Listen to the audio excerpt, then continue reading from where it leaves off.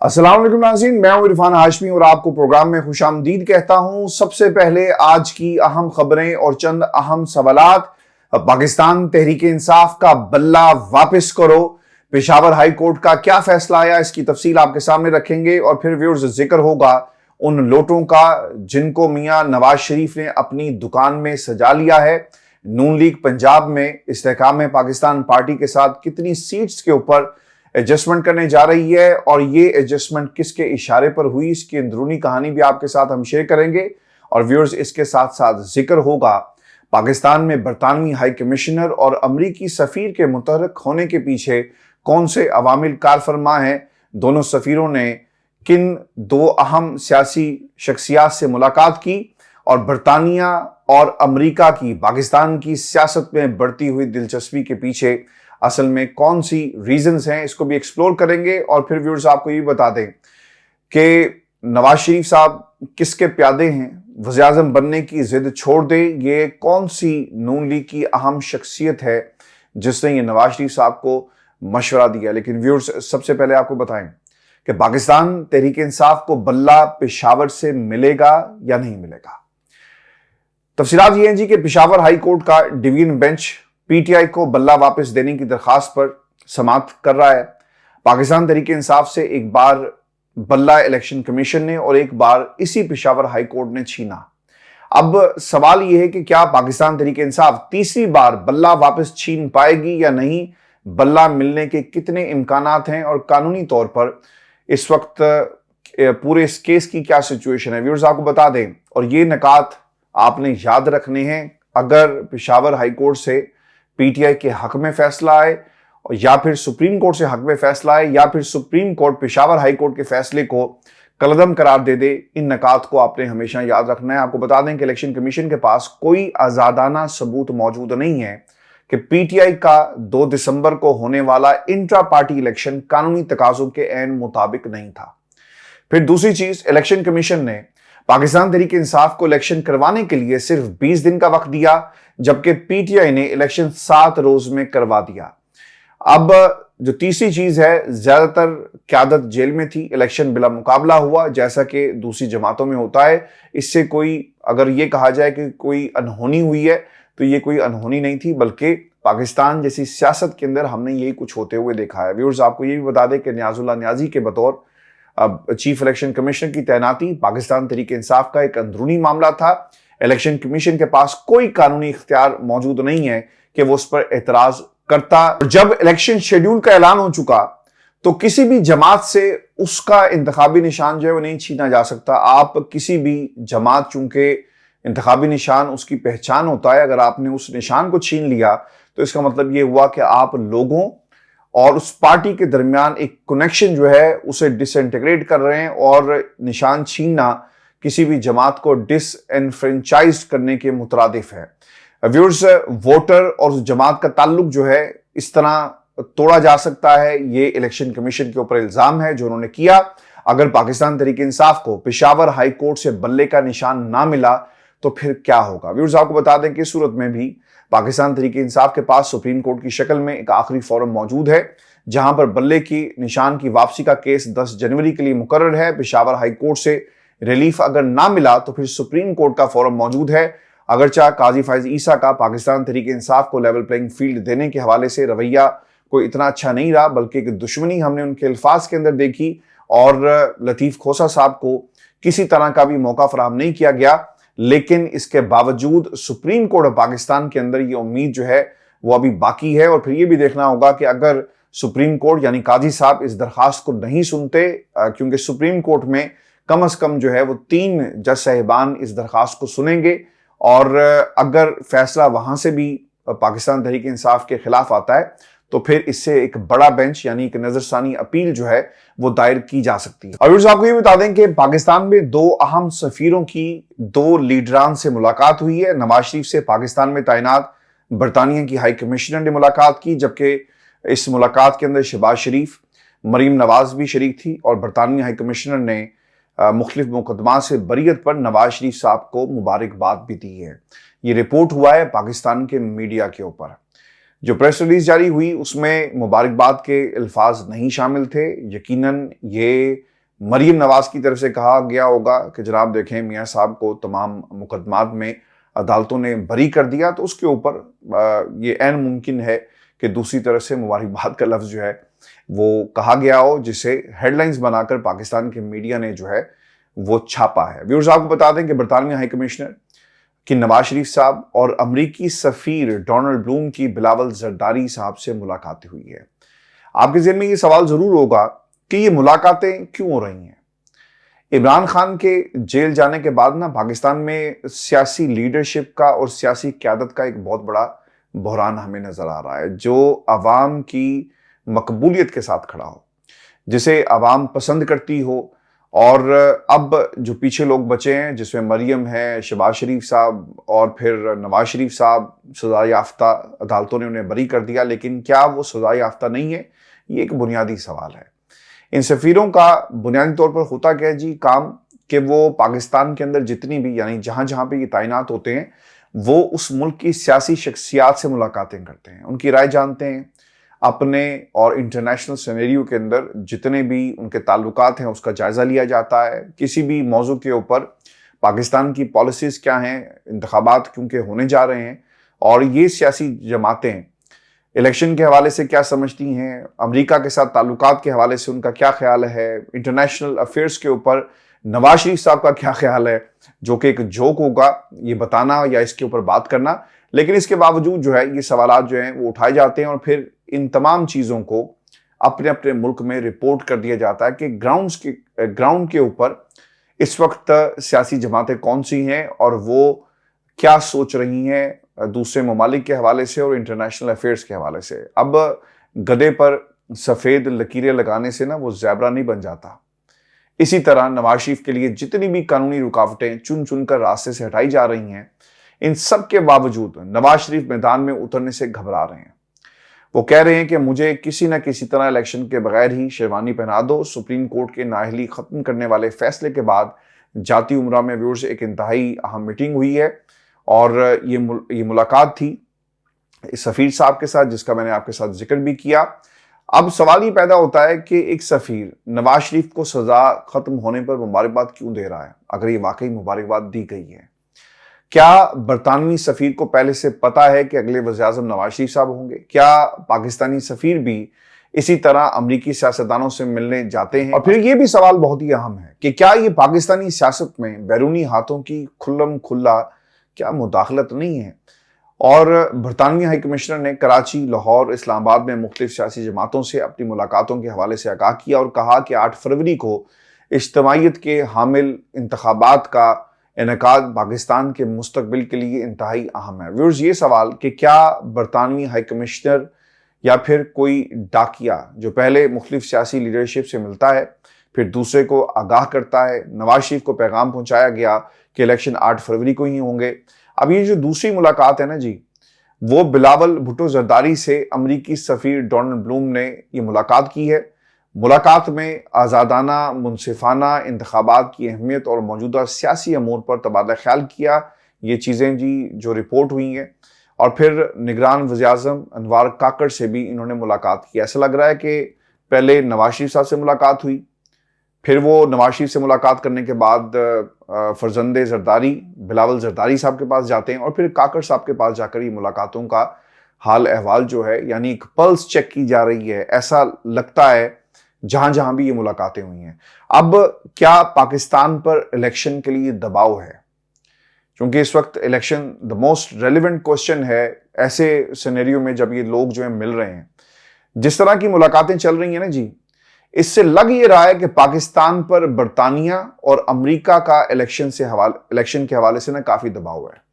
اور اس ملاقات میں بھی نواز شریف کے الیکشن کے حوالے سے خدشات دور کیے گئے ہوں گے, کیونکہ نواز شریف کھیلنے سے ہی انکار کر رہے ہیں اور ابھی تک انہوں نے عملی طور پر اپنے کھلاڑیوں کو, اپنے پلیئرز کو, اپنے ریلو کٹوں کو جو ہے وہ میدان میں نہیں اتارا. اور اب جو خبر آ رہی ہے نا, یہ میں آپ کو اس لیے بھی یہ امپورٹنٹ خبر ہے کیونکہ مختلف بیانات پاکستان مسلم لیگ نون کے اندر سے آئے کہ ہماری تیاری نہیں ہے, ہمارا منشور نہیں ہے, ہم جلسوں میں نہیں جا رہے اور ہماری کسی لیول کے اوپر بھی کوئی تیاری نظر نہیں آ رہی. یہ خواجہ آصف صاحب کا بیان تھا, پھر اس کے ساتھ ساتھ عرفان صدیقی صاحب نے بھی بیان دیا. اب یہ ہو کیا رہا ہے, میں آپ کو یہ بات بتا دیتا ہوں.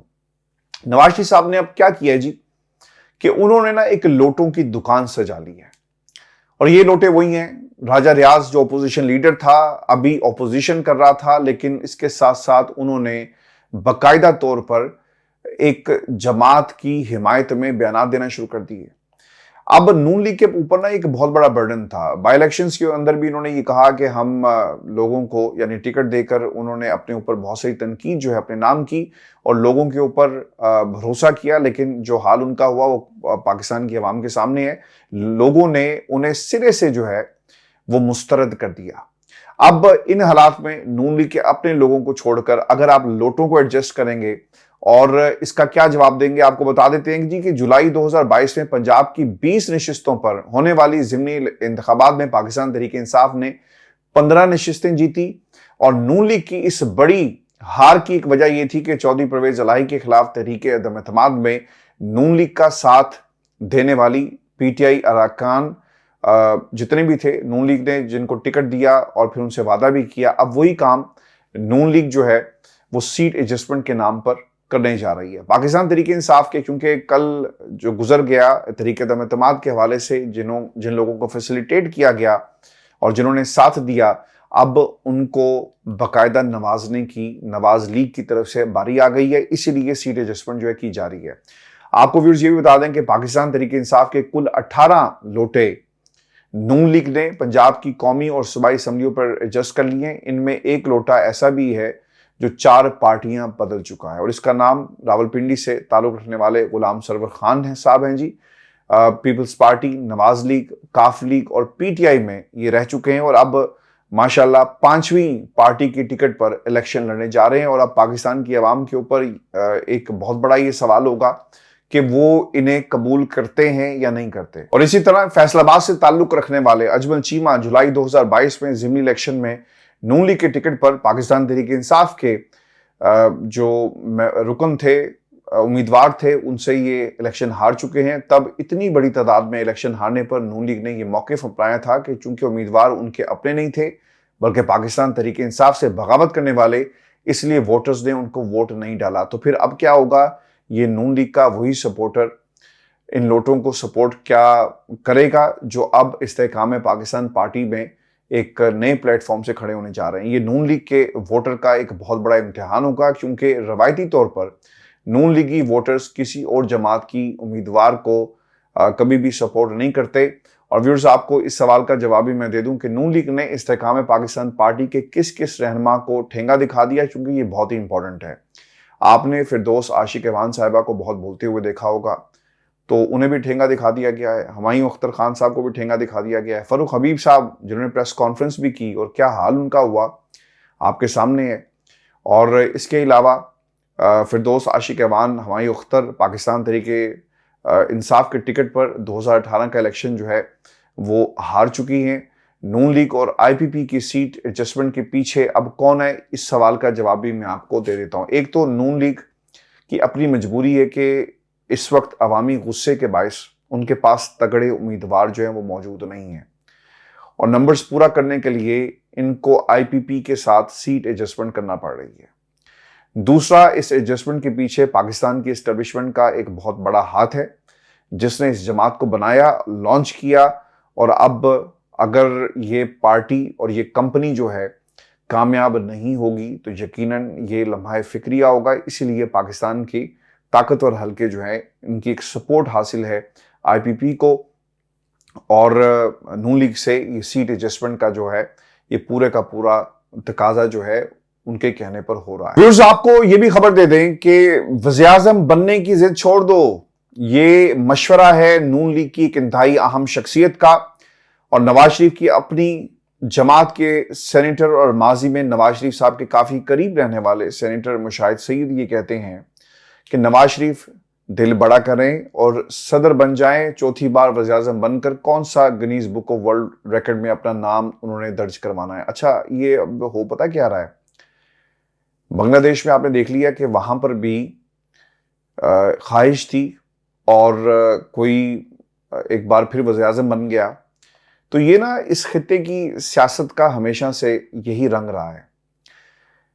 عرفان صدیقی صاحب ٹیلی ویژن پر کہہ چکے ہیں کہ ہم ایک ورلڈ ریکارڈ جو ہے بنانا چاہتے ہیں.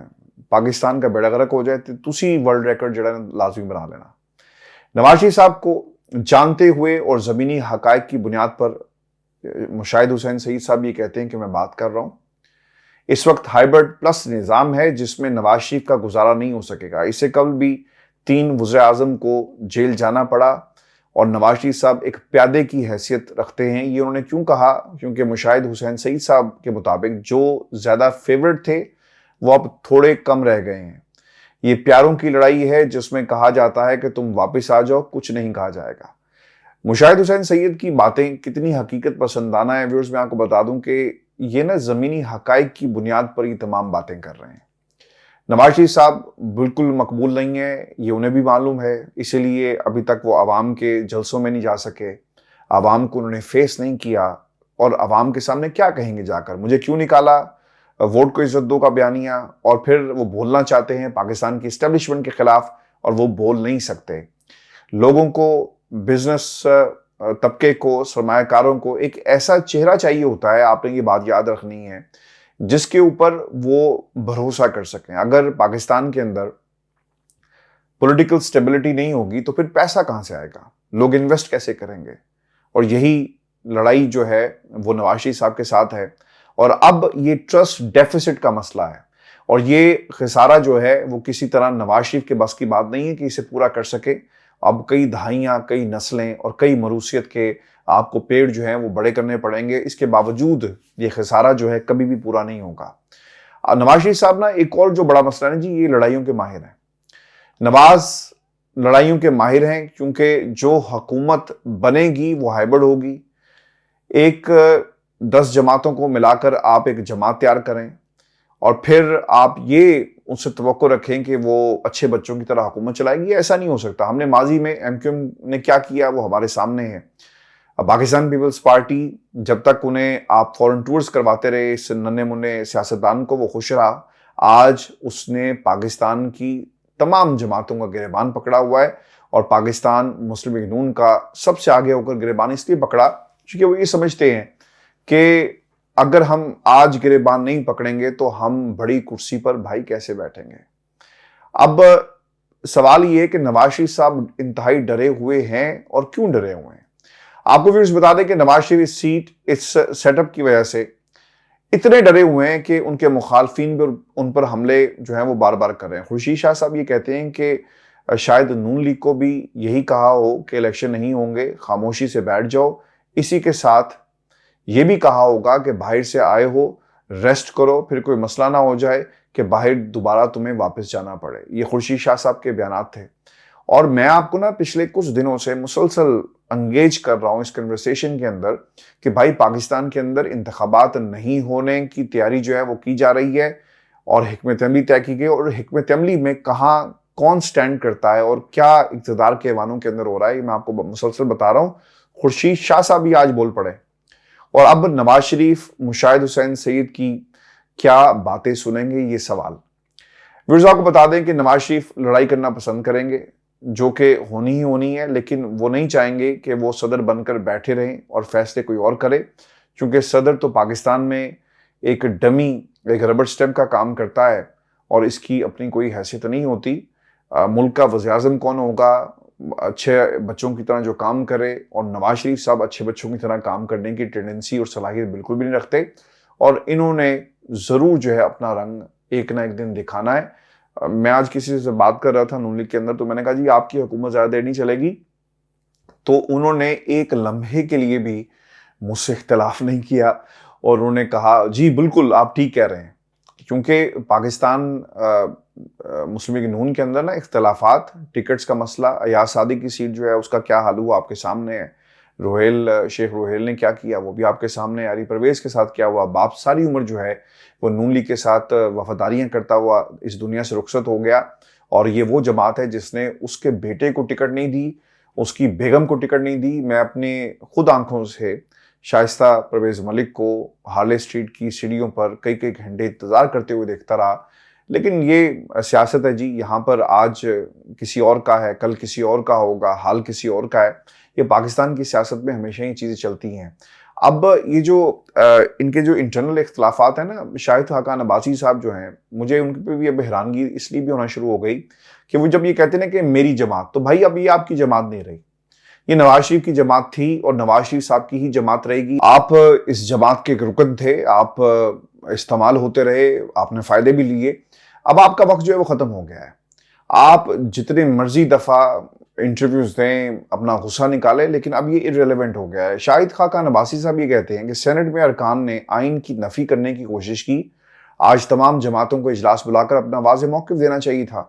سینٹ سے جو غلطی ہوئی اسے درست کرنے کی ضرورت تھی. آپ نے ان کی یہ بات اس حد تک ضرور ٹھیک ہے کہ مریم اورنگزیب بولتی رہی، لیکن نون لیگ کی طرف سے کوئی اصولی یعنی کوئی دلیر سٹیٹمنٹ جو نہیں آئی، اور انہوں نے بھی خاموشی اختیار کی. خورشید شاہ کی، اور جو ہم آپ کو مسلسل رپورٹ کر رہے ہیں کہ الیکشن ملتوی کرنے کی تیاری کی جا رہی ہے، یہ ایک بہت بڑا اشارہ ہے کہ شاید اس کے اوپر کام ہو بھی رہا ہے اور صرف موقع کی تلاش ہے اور رائٹ موومنٹ کا انتظار کیا جا رہا ہے. شاہد خاقان عباسی اصل میں باقی سیاسی جماعتوں کا نام لے کر نون لیگ کو باتیں سنانا چاہتے ہیں. ابھی بھی ان کا اشارہ نواز شریف کی طرف ہے کہ جب سینٹ میں قرارداد آئی تو نون لیگ کہاں تھی؟ سینیٹر عفنان نے کیوں کورم کی نشاندہی نہیں کی؟ اس کے بعد الیکشن پر واضح بیان کیوں نہیں جاری کیا گیا؟ الیکشن پر جو شک و شبہات ہیں نا، اس حوالے سے بھی وہ یہ کہتے ہیں کہ میرا اپنا خیال تھا کہ الیکشن ضرور ہوں گے، لیکن سینٹ کی قرارداد پاس ہونے کے بعد الیکشن ہونے پر مجھے بہت سارے تحفظات ہیں. یعنی شک و شبہات کی وہ بات کر رہے ہیں. شاہد خاقان عباسی صاحب نے اس ہائبرڈ نظام کے بارے میں بھی یہ بات کی، اور وہ یہ کہتے ہیں کہ کوئی بھی جماعت اکثریت حاصل کر سکے گی، میں قومی حکومت نہیں اتحادی حکومت بنتے ہوئے دیکھ رہا ہوں. تو میرا خیال ہے کہ یہ ان کا ایک اپنا تجزیہ ہے، نظریہ ہے، اور ان کے نزدیک ایک حکومت، اتحادی حکومت یعنی ایک ہنگ پارلیمنٹ بننے جا رہی ہے. بالکل اسی طرح ہے جی. اور کیونکہ پاکستان کے اندر کسی بھی جماعت میں ماں سوائے پاکستان تحریک انصاف کے اتنا دم خم یا اتنا پولیٹیکل کیپٹل موجود نہیں ہے کہ وہ عوام کی عدالت میں جا کر اپنی فتح کا اعلان کر سکے، لوگوں کے ساتھ جو ہے اپنی مقبولیت کا جشن منا سکے. یہ صرف اور صرف تحریک انصاف کے بس کی بات ہے اور یہ ان سے نہیں ہوگا. ویورز، یہ شو تھا آج کا ہمارا. اپنے کمنٹ ضرور بھیجیے گا. چینل کو سبسکرائب کرنا مت بھولیں. اجازت دیجیے. اللہ نگہبان.